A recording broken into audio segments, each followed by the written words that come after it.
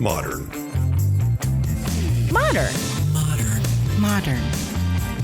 We're prepping for a voyage. Modern. The force of an old-fashioned equals whiskey mass times bitters acceleration. Why don't you make that a double? Modern bar cart. What's shakin', cocktail fans? Welcome back to another episode of the Modern Bar Cart podcast. I'm your host, Eric Kozlik, and I want to thank you for joining me for this special episode. What's so special about it, you may ask? Well, I'll tell you. It was recorded on location at the Catoctin Creek Distilling Co. in beautiful downtown Purcellville, Virginia, where the Modern Bar Cart team got to attend a killer event recently called Battle of the Bartenders. This cocktail competition featured 5 mixologists from Northern Virginia who went head-to-head in hopes of impressing a panel of judges with their creations, winning the evening, and advancing to the next round of this multi-part competition. The bartenders included Phil Duong of AhSo in Brambleton, Samet Yuksekgonul of the Conche in Village at Leesburg, Andrew Jennens of Sense of Tie Street in Loudon, Jeff Berry of the Wine Kitchen in Leesburg, and Sam Scarlett, formerly of WK Hearth and currently at Kinship in Washington, D.C. Before the doors opened, I was actually able to snag a little bit of microphone time with a few of these talented fellas, and they told us a bit more about their bars and what they were expecting from the competition. Could you just introduce yourself, tell us what bar you work at, and maybe give us a little breakdown of what your plans are for tonight? Plans are for tonight. So I'm Jeff Berry. Right now I'm with the Wine Kitchen in Leesburg, running the cocktail program. Super excited and nervous about tonight. I don't know if I have any plans per se, but kind of have to wait to see what this mystery ingredient's going to be and how I can best utilize that in the drink. Gotcha. I think a lot of what I do is I fall back on classic cocktail recipes because they're great at teaching people balance, why things taste good and make sense when you drink them, and how I can kind of translate that ingredient into them. So what are you being judged on tonight? So I believe we're going to be judged on the strength of the drink itself. In my mind, when I look at a drink, I'm kind of taking it in like first visually and then the aroma, and then when I drink it, I'm looking at the taste, whether it's balanced or not, like a bitter to sweet balance or bitter to sour, for example. I'm looking at the texture of the drink itself. I'm looking at the temperature. Has a lot to do with how you perceive flavor and sweet things, and I'm not 100% sure what I'm going to be graded on, but those are just a few things I look at in every cocktail I make. For sure. So you're using Catoctin Creek product, and then you have access to like pretty much like citrus herbs and mixers like crazy. Looks like all sorts of juice. Yeah. From lemon to carrot, and then looks like some good mixers back there. You've got all sorts of bitters and fun things, fresh herbs. All right, can you introduce yourself and tell us what bar you work at? Yeah, absolutely. My name is Samet Yuksekgonul. I'm the general manager at the Conche, which is a chocolate-themed restaurant in Leesburg. We've been open for about a year and 4 months at this point. Okay. So we try to incorporate as much cocoa as we can into the dishes and the drinks. So when it comes to the drinks part, so I'm responsible for the beverage program. I try to incorporate as much cocoa into the cocktails. For instance, I have a smoked cocktail. It's a twist on a Manhattan. So I use rye whiskey, sweet vermouth. I make my own brown spiced cinnamon sugar syrup. Okay. And I use chocolate bitters in the drink. So that's my little chocolate touch. Yeah. So wherever I can, I try to incorporate just a hint when it's whenever it's possible, when it makes sense. Right. Well, and chocolate's fascinating too, right? Because it has a terroir of its own, just like Absolutely, coffee just or like wine. Coffee and wine, exactly. Yeah, you know yeah. it. Okay. Yeah. So how, this is maybe getting a little off the topic, but how much does that play into your program? Oh, I mean, I try to be as creative as I can with the chocolate. I mean, a lot of people come to the restaurant expecting chocolate-infused drinks, chocolate-infused dishes. So Yeah. half of the cocktails, I would say, have some type of chocolate components, whether it's just a garnish or where it's an actual chocolate infusion where I'll take a liquor and sous vide the liquor with some cocoa nibs. Oh, Where it gets a okay. very deep cocoa note. I Sure. guess. Well, we have some chocolate bitters here, so hopefully you get to try them I before you know. leave. So, do you have any plans for tonight? Like, what are you expecting out there? I usually stick to the classics and then do some a variation of the classic. Okay. So big fan of old fashions, Manhattans, Sazeracs, Aviations, Last Words. Oh, you, yeah. you name it. You know, Sure. all the good stuff. My name's Phil Duong. I work at AhSo in Brambleton. Pretty much a farm-to-table kitchen. Okay. Definitely chef-driven. With our cocktail program, too, we like to grow our own herbs. We do infusions with liquor, with our simple syrups, do all that in-house. Gotcha. Yeah, that seems to be the mark of like a program with a lot of intent to it, right? When you start seeing those infusions and the homemade syrups, I think that's like a big indicator. What else does a farm-to-table approach entail, I guess? Because I don't hear that so much in the bar community, a lot in the restaurant, but what does a farm-to-table bar mean to you? Farm-to-table bar, definitely an ever-changing menu. Our menu changes pretty much every single day. Cocktail-wise, getting to know the guest and what they like and making it like a specialty cocktail just for them. Sure, almost like farmhouse hospitality, Yes. right? One-on-one, what can I make for you? Yes. Yeah, okay, I like that. So you're here representing your bar. What do you expect for tonight? What are you kind of like getting ready for? Tonight, I wanted to have fun. I know all these guys. They're actually, most of the time when I go to the bar, it's just beer and shots. But Yeah. when I go to these guys' bars, I trust them. Okay, so it's fun. you've definitely got like a really solid, well-trained group of bartenders here. Is there anything that you've kind of got like maybe like none of the other bartenders are here right now? So are there any like little tricks that you're planning to like whip out of your back pocket? Any things that you specialize in? I mean, everyone here is good. Everyone's going to do an egg white cocktail, I'm guessing. Samet brought his immersion circulator. He's going to try to do some quick infusions. I don't know how that's going to work out. But. Yeah, I saw that warming up. Okay, he's the tech guy. If he's the tech guy, what are you? I don't know. I think I'm the gun for the people's champion. That's what I want. The people's Yeah, champion. I like being the crowd person. Hi, so I'm Ross from Sensitize Street in Ashburn. Okay. I'm also here with Andrew Jennings. He's actually my bartender that's going to be mixing. I'm Okay. just, here supporting my guy, one of the Beautiful. big important people of the team. Been a sense of Thai. I actually had a nice cocktail out of that fish fish Mai Tai glass you guys have. Nice. That cup actually was made for a cocktail that featured fish sauce.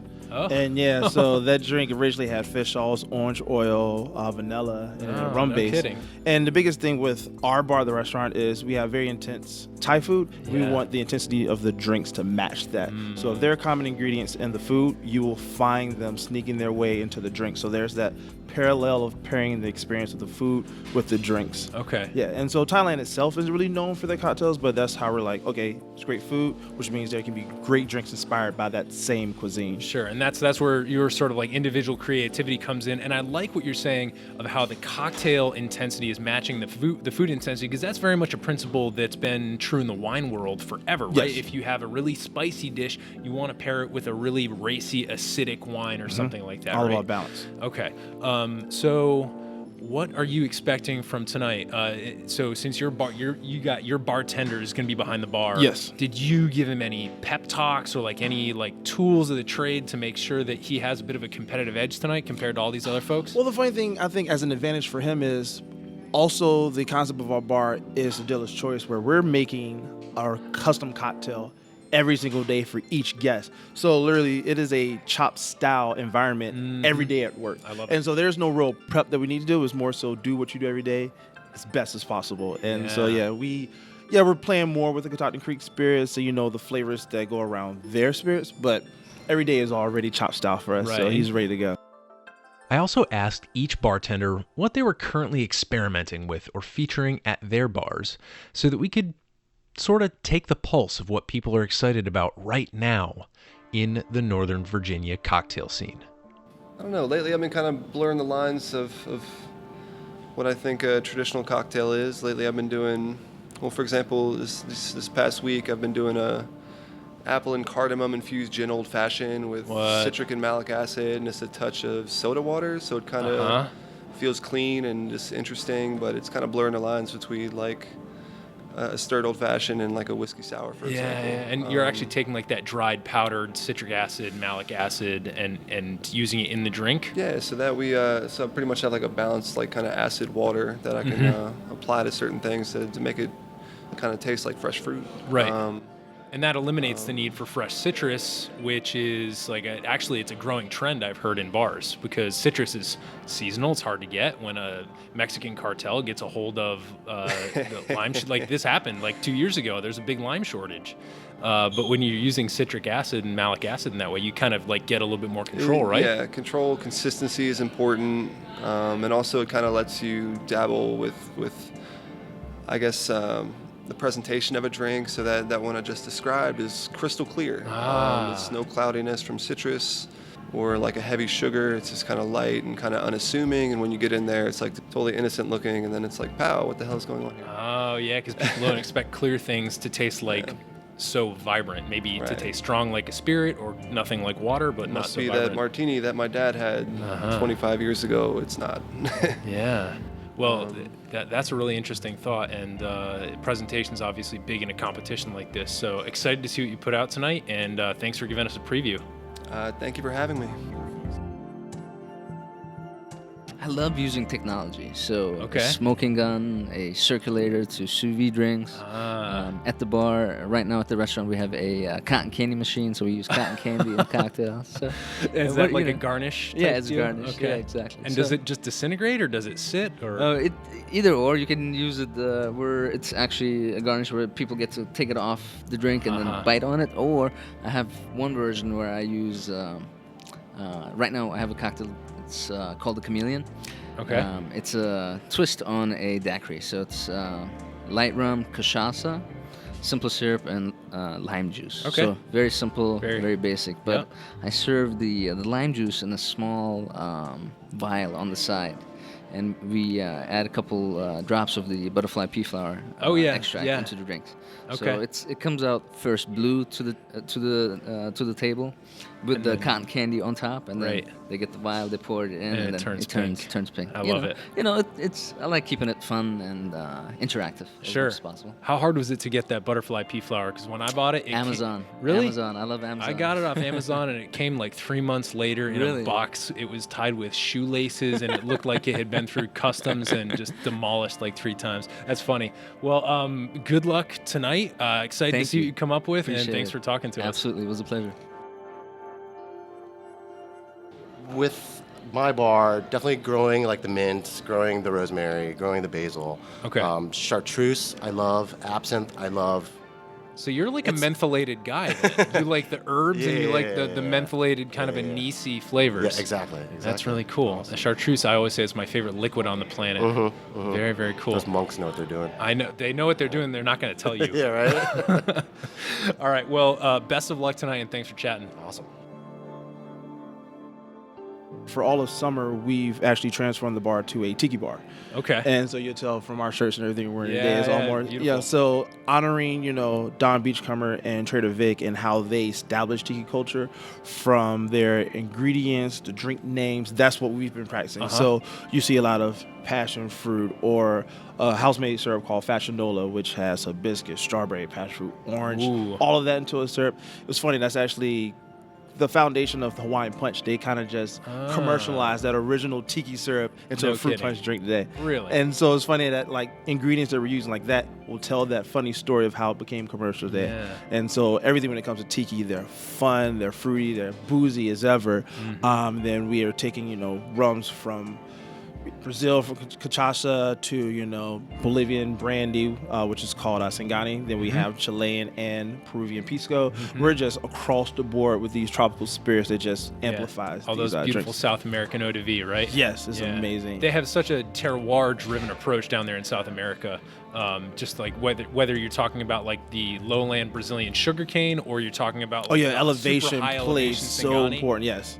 And That's crazy. Yeah, we love those. And so working with Virginia ABC, trying to get as much stuff over here as possible.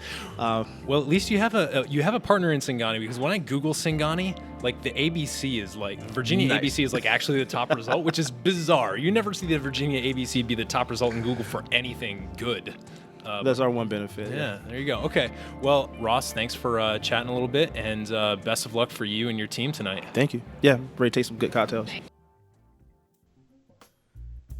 After they finished up recording with me, the mixologists went to put the finishing touches on their bar battle stations behind the horseshoe-shaped bar in the Catoctin Creek tasting room. Soon, the doors opened for the event. Amazing food materialized on barrelheads and tables, courtesy of Monk's Barbecue, and the building began to fill with excited guests who were clearly ready to taste some unforgettable cocktails. Now, I'm sure some of you are wondering precisely how these bartenders and their cocktails would be evaluated during this contest. Here's Catoctin Creek General Manager Lauren Barrett to explain the rules. So really quick, the judging process, 5 bartenders. There are 3 rounds. Each round, the bartenders will make a cocktail for each judge, and the judge will then pick to give a point to their favorite cocktail. We will give them a couple minutes to deliberate after they receive the cocktails. At that time, they will announce who their cocktail of choice is and why they chose that cocktail. We'll keep points, so at the end of the 3rd round, the bartender with the most points is the winner. In the case of a tie, we will go into kind of a sudden death round. So the rules are you must use any of the Catoctin Creek spirits as your base spirit, and then we have a secret ingredient that we will present in the beginning of each round. So they will be judged on taste, appearance, uniqueness, and use of secret ingredient. So now that we know the rules, let's get down to business. The secret ingredient for the first round was pawpaw vinegar. What? Wait a second. What is a pawpaw? According to an article by Serious Eats, pawpaw trees, the largest edible fruit trees native to North America, produce greenish, blackish fruit, usually 3 to 6 inches long. The flesh is pale to bright yellow and contains a network of glossy, dark brown seeds, in case you were wondering. A pawpaw's flavor, here's the important part, is sunny, electric, and downright tropical, a riot of mango banana citrus that's incongruous with its temperate deciduous forest origins. Whoa, not something you come across every day at the grocery store, clearly. After sampling this tangy, tropical-tasting vinegar, our 5 courageous bartenders immediately set to work crafting their first drinks. Andrew and Jeff apparently had the same idea, following the sourness and tropical notes of the pawpaw vinegar to their logical conclusion in a Jungle Bird cocktail, which is a modern tiki classic that normally calls for lime and pineapple juice. Meanwhile, Sam put together a refreshing whiskey sour, and Phil made an original cocktail using Catoctin Creek's pear brandy and a chartreuse-soaked herbal garnish. Once prepared, the cocktails were lined up before the 3 judges: Catoctin Creek International Portfolio Manager Chad Robinson, Brian Jenkins, owner of local restaurant Monk's Barbecue, and Trevor Baratko, editor-in-chief of the Loudon Times-Mirror. These gents took great care to evaluate every cocktail throughout the evening, giving a point to their favorite cocktail from each round. Here's Chad's thoughts from round 1. For the first one I want to speak to, I really enjoyed the rosemary garnish, but as a fan of chartreuse, I felt like it got lost in there. So I was really hoping to get some of the chartreuse from it, but I feel like most of it burned off. One thing to consider. But my favorite for this round was Sam's.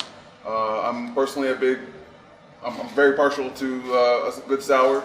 I don't think he knew that ahead of time, but it worked out really nicely in his favor this round. Egg white sours definitely bring out a lot of the flavors in the Roundstone Rye, and it complemented the pawpaw vinegar really nicely. At the end of the first round, Phil, Andrew, and Sam were tied for the lead with 1 point apiece. The bartenders then batched up a tray of small pours for guests to sample, and it was on to round 2 and the next secret ingredient: snake oil hot sauce courtesy of the Woodbury Kitchen. Now, as you can imagine, spiciness is kind of tricky to incorporate into a cocktail. It's one of those volume knobs that can very easily be tuned too high or too low, so our bartenders had quite a task on their hands in round 2. During this round, a couple cool things happened. As was kind of hinted at before the competition, when everyone was calling him the tech guy who likes to use all his cool toys, Samet busted out his cocktail smoking rig and got to work smoking some of Catoctin Creek's Roundstone Rye whiskey. He used applewood, which is a lighter, more delicate smoke than something like a mesquite or a hickory that you would oftentimes expect to find more commonly in barbecue dishes. Here he is explaining his creation. All right, so we made a twist on a bijou. So we have our 80 proof Catoctin Creek Roundstone Rye, a little bit of green chartreuse, some Carpana Antiqua, some orange bitters, and then we used our snake oil as well. And then of course we got to use the smoking gun and went ahead and smoked the cocktail as well. Visually, a smoked cocktail is really exciting, right? It's a head turner, and everyone at the bar is going to notice when you break out that smoking gun. It's something akin to ordering a dish that's prepared tableside with an open flame at a nice restaurant.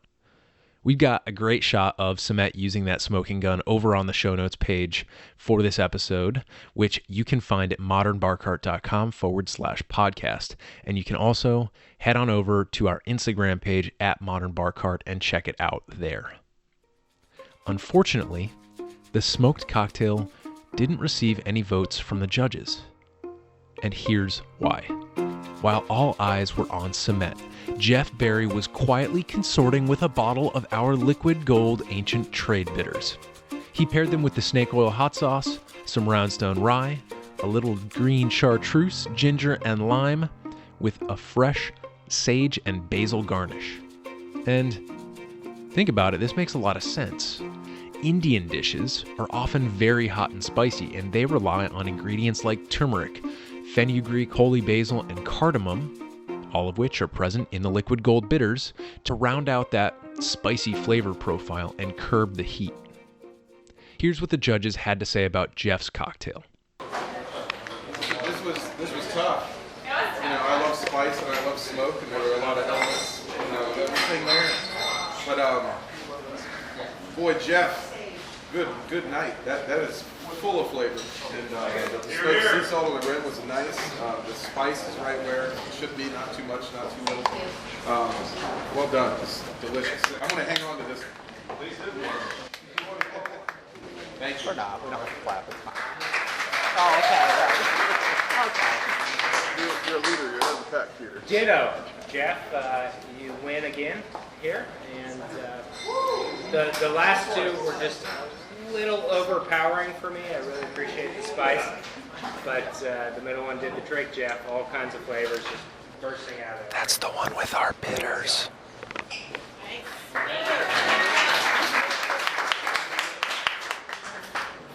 For me, I like the presentation, and it's fun that there's a lot of orange coming off of the crowd here, but the line definitely stands out for you, Jeff. I still need to go with Phil. I think that while the spice is a little muted, it's still present, and the balance of all the other flavors comes together really nicely.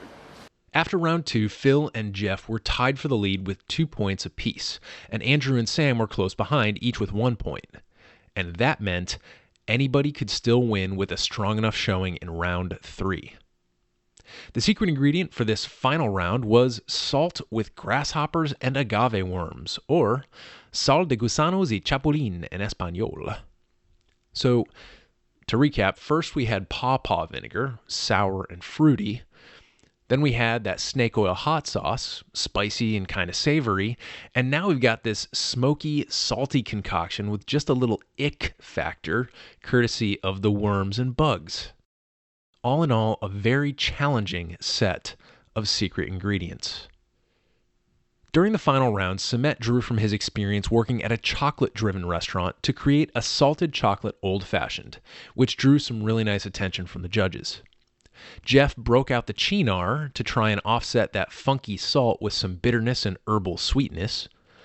Meanwhile, Sam whipped up a tequila-driven Negroni variation, and Phil broke out the egg whites and produced a gin sour with a salted rim.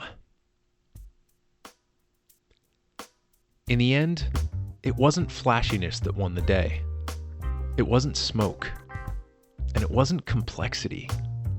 It was consistency. By scoring a point in each of the 3 rounds, Phil Duong of AhSo in Brambleton, creator of that amazing gin sour, took home the win for himself and his bar. Here's Phil's reaction, characteristically humble, amidst the post-competition revelry. How does it feel to be the winner of this year's contest? It's an honor. All these gentlemen here, I've all visited the bars, and they're the only, I was telling you earlier, I always enjoy their cocktails too. Yeah. What was your favorite cocktail that you made tonight? That last one.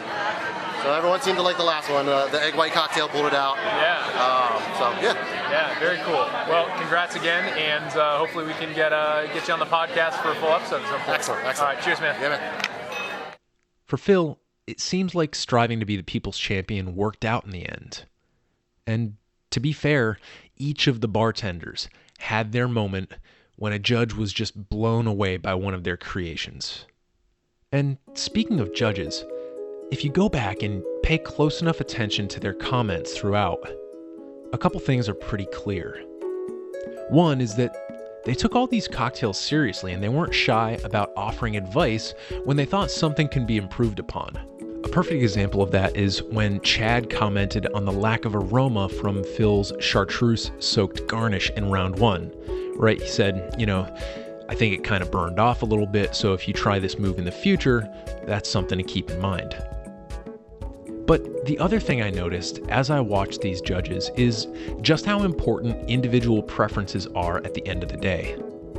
One judge commented on how the color of one of the cocktails reminded him of a lamp from his childhood. Another admitted his love of egg white sours. This is neither good nor bad. Because we all enter flavor evaluations with decades of experiential and preferential baggage, there's really no point trying to control for every tiny variable and be as objective as possible in a competition like this.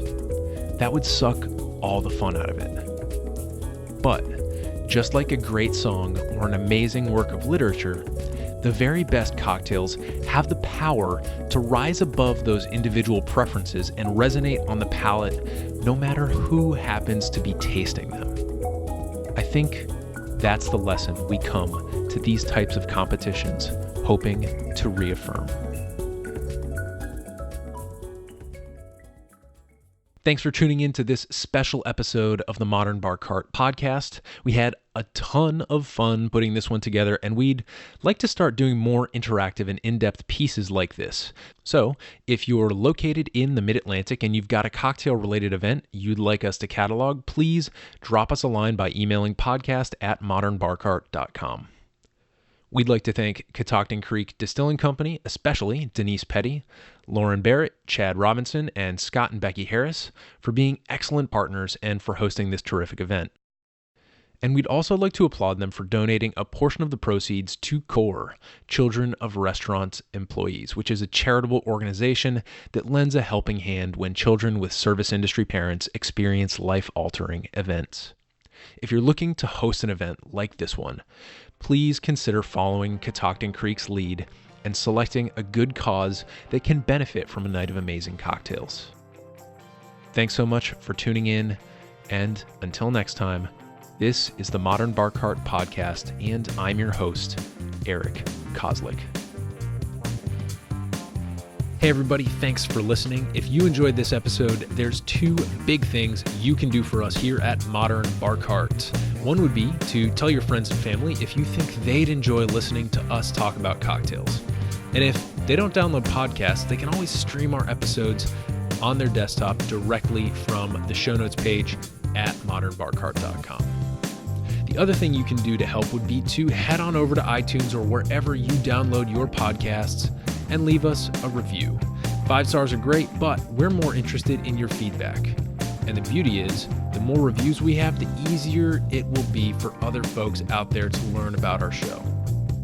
We're trying to start a cocktail revolution here, and by spreading the word, you're helping us fight the good fight. You can always reach us by emailing podcast@modernbarcart.com if you're looking for cocktail or bartending advice, or if you're a pro who would like to pull up a mic and be interviewed for all to hear. Also, definitely follow us on Instagram and Facebook @modernbarcart for cocktail porn, recipes, and entertaining tips. And keep an eye out for new product releases and special offers, which are happening all the time. We love our listeners, and we really enjoy giving you exclusive discounts and sneak peeks at our latest and greatest cocktail projects. This episode may be over, but for you, the mixological fun and adventures are just beginning, so remember, folks, drink responsibly and experiment boldly.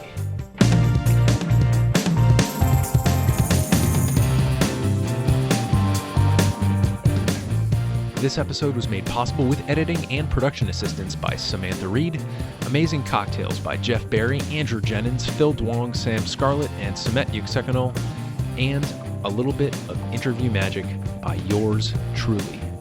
This has been a Modern Bar Cart production, copyright 2018.